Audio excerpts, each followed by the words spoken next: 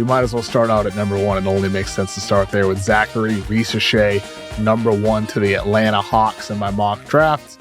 Gavoni had the same pick over at ESPN, which I talked to him about on Monday's podcast. And it seems like Risacher is going to be top 2 in all likelihood. 6'8" forward out of France. He is a guy who shot nearly 40% from 3 this past season, a good defender, and he's not much of a ball handler, shot creator, but he has 3-and-D qualities. He's the number 1 pick in this mock, the Atlanta Hawks. What's the grade you would give if that were the choice on draft night? I'd go B- or C, somewhere in that range. I'd give you, let's see, in Kentucky, I know the grade, well, at our public school, let's see, a C was 70 to 79. So I'd give you, I'd give that a 78, mainly because when I look at a number 1 pick and I'm like, I like the size, but I'm like, doesn't really create for himself, has an unproven shot. I'm like, okay, well, he'd better be an incredible defender. He doesn't really have awesome physical tools with the plus wingspan and stuff like that. He'd better be an elite athlete. Makes me a little queasy. I don't know. I felt a little. I'd kind of talk myself into Sarr playing with Trae Young, assuming they keep him. I was going to ask you if, we can get to that when we talk about Sarr. But I was coming around to the idea of Sarr maybe being like next year's Derek Lively the way Lively sort of fit perfectly with Luka. I kind of talked myself into that, but I just don't know, man. I'm having a hard time with Risacher going that high. That's driven by, but that's not what's on your big board. This is an Intel-driven decision on your part.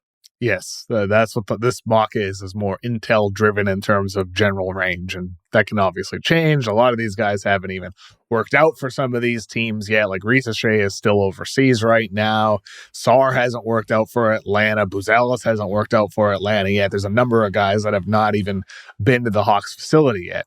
So I think they still need to figure out what they're going to do, whether that's trade out, trade down, keep Trae, trade DeJounte, keep them both. I still think they're in a figuring it out phase right now. So things are going to change. It's only June 4th as we record this right now. You'll listen to this on June 5th. But I think there's a lot of time to go, even though there's actually not a lot of time to go. And one of the other guys that they could take, I have him going second to the Wizards. That's Alex Sarr. A near 7-footer, 224 pounds with a 7'4" wingspan, 19 years old, super versatile defender, good at-rim finisher. He shows flashes as a shooter, even though he's been, not a proven guy by any means yet. But I have him going number 2 to the Wizards. What's your grade?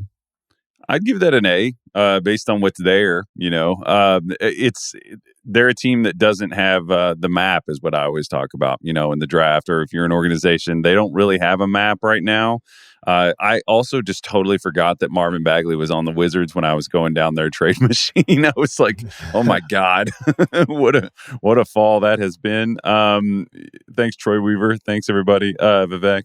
Yeah, he makes sense on a blank canvas, throwing a bit, a 6'11" guy. You mentioned the passing in his profile. That's the kind of thing that makes him pretty interesting to me in terms of a pick and roll player. As a lob threat, he's really fast and athletic. He makes sense to me there. So if I'm the Wizards, that's a versatile tool that's going to help me kind of no matter what direction I go, I feel like. Where's Sarr on your personal big board right now? I've got him in the 3-ish range. Yeah, right now. No, let's see. I actually have, the last time I updated it, I had Clingan 1, and I had Shepherd 2, and I had Sarr 3. Yeah, Buzelis 4. Yeah. So there we go. Okay. So you had Clingan 1. Clingan, I have him as the 3rd pick to the Rockets. Donovan Clingan to Houston with the 3rd pick. What's your grade? To Houston, I don't feel like it fits the immediate need for them, but if it may be a question of if they see, based on how they're seeing the draft play out, I could see them saying, okay, we know we can fill this other need, which I think, maybe Fred VanVleet isn't the most cost-effective option for them long-term. He's a little older than I think people even realize at times. He was sort of a short-term solution for them to sort of bring some professionalism in with these younger guys. Maybe they're looking to upgrade that position later with another pick, but for them, do you think that him and Şengün is kind of the question? It's like you assume that Clingan can come along a little bit slower, but they've kind of had the philosophy too of just take talent and figure it out. Whitmore was available to them late. They took him. They have a lot of athleticism, a lot of size. Their sort of defensive identity, he fits with that. The Şengün and Clingan thing is interesting to me. I know, how do you see that playing out, those two together? Well, on offense, one of Clingan or Şengün would have to be a guy that develops a three-pointer. That's a given. And I think Şengün can. Clingan, I'm less certain, even though, he fancies himself as that and he's doing it in pre-draft workouts and all that. One of them would have to shoot. But then probably more importantly, it would kind of be the Minnesota Timberwolves thing that we saw where season 1 with Rudy Gobert and Karl Anthony Towns, it didn't work so well. Season 2, it worked tremendously, in large part because Karl Anthony Towns adjusted and became a very good perimeter defender. Can Şengün do that? Probably not. Can Clingan do that? He's an interior guy, so I don't love the fit here.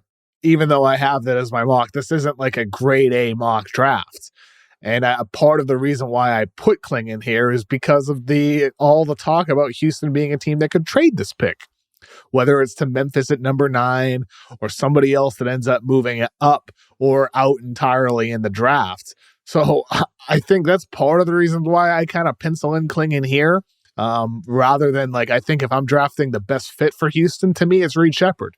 Reed Sheppard, he's a guy that can come along behind Fred VanVleet, who only has 2 years left on his contract, and could potentially become the guy that replaces him.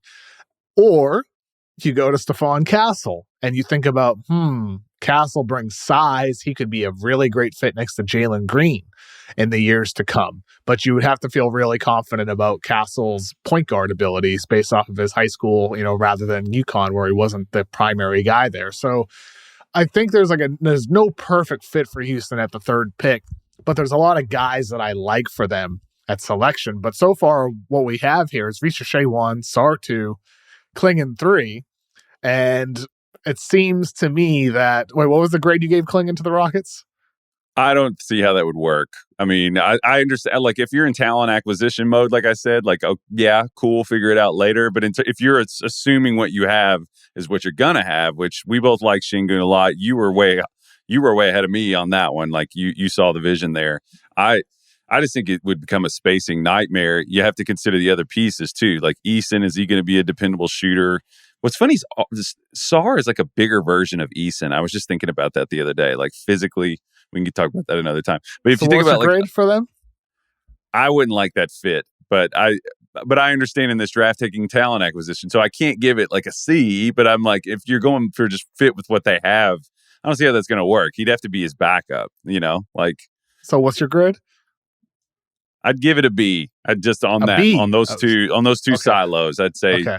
Get the talent, but with Amin and Tari and Şengün, I just don't see where's he's not going to play with the first 5 if that's the case, so right? I would prefer both Sarr and Clingan for the Hawks at 1. Both of those guys, just to be clear. I'd like that. That. I was going to say, though, you said the thing about you don't think there's a perfect fit there. I do think Reed is a perfect fit with the Rockets. Really? I do. Oh, yeah. I think it's the opposite of what we're just talking about. I think that if you put him with, you think about all the problems that he has. I just think that if you take they're going to be defensively really good. And I don't think that maybe the NBA at large realizes this yet. But we talked a lot about our Sarr. Amin is phenomenal defensively. He is going to be one of the best defenders in the league. They already in year 1 were in the 95th percentile or higher in both of the disruptive stat categories. They are going to be very, very good. And I think if you put, Eason's phenomenal, as we know. If you put Reed in there, man, I really think that would be a good protective situation for him. Free him up to shoot the ball. I think it's a great fit. That'd be my take on that. Yeah, Reed would be a very, very fun fit for them if they end up keeping 3, or even if they trade down and can get them a little bit lower. So that's the top 3. At number 4, I want to do the top 4 picks here before we go a little deeper in the draft. At number 4, I have the Spurs taking Matas Buzelis, a 6'9" forward out of the G League. Didn't shoot the ball particularly well with the Ignite last year. He shot it over 40% from 3 his senior year in high school. Much better production for him. I have a conversation with Buzelis later in this episode that you should check out where we talk about his shooting and his overall game. I like Buzelis a lot. I had him number 1 entering the year. I do not have him number 1 right now. But for number 4 with the Spurs, Matas Buzelis of San Antonio, what's your grade? I like it. I like it a lot, and I think if I'd give that an A. I'd say that'd be a good pick for them because I do think the shooting was better than you would think. I went through and looked some of this up. I mean, Buzelis, his numbers, you have to take it into consideration. I mean, his 3-point attempts at Sunrise Academy were 50% of his shots were wide open threes, and then that went down in EYBL to 40%, and then down even more to 37.6% with the Ignite. I believe in. I think it's going to be good. And I think his connective passing, his handling needs to get a little bit better. But if you had me rank Salon, Risacher, and Buzelis, I think I would have it Buzelis, Risacher, and then Salon. I think Buzelis is going to end up being the best player of those 3 guys. Buzelis, do you think there's a chance he ends up the best player in the class? Like, what does he need to do to be the best player in the class? Is it purely about the shooting? No. I think he needs. I think he's gonna get stronger. I think he got a lot stronger this past year, just from my eye test. I haven't heard him say or anything. You guys may talk. He definitely about that has. Yeah. He did get stronger, and like I think ESPN Draft Express posted a video of him working out pre-draft, and it's like he looks more explosive to me. I know it's just like open gym, 3-on-3 workouts and all that, but he looks more explosive. And some people I've talked to around the league have seen that too, and they're like, "Oh, he looks like from the athletic, training that he's doing, it's improved his athleticism." So, I think the athletic improvement, the handling flashes, the shooting flashes, the defensive intensity and hustle and awareness, and just the overall work ethic that he has, I do think there's a chance he ends up the best player in the class. I had him 1 before the season. He might end up number 1 for me before the draft begins on June 26th. But right now I have him number 3 on my board and 4 to the Spurs in this mock. There is a Buzelis sort of undertow going on. I just feel like in the conversations I've listened to and things I've read, I just feel like there's a little correction where people are being like, are we dinging this sample a little harder than we should? And I just think that, the passing is a big thing too. I think that he has good craft around the basket. Risacher is another guy that we can talk about later, or if we get to it. But there's just some guys that have craft and spatial feel in this class that are climbing the board for me, like in a year where we're not sure if we have this or that type of archetypal thing that we'd love to have. But I just think Buzelis, I have a good feeling about him. Like, he knows how to play, and I kind of feel good about those tools, at least getting to, 35% range. I could see that happening. And if he brings all those other tools, then that's a good player. The creation stuff isn't as imperative. It'd be nice, but it's not going to kill you if he doesn't do it immediately.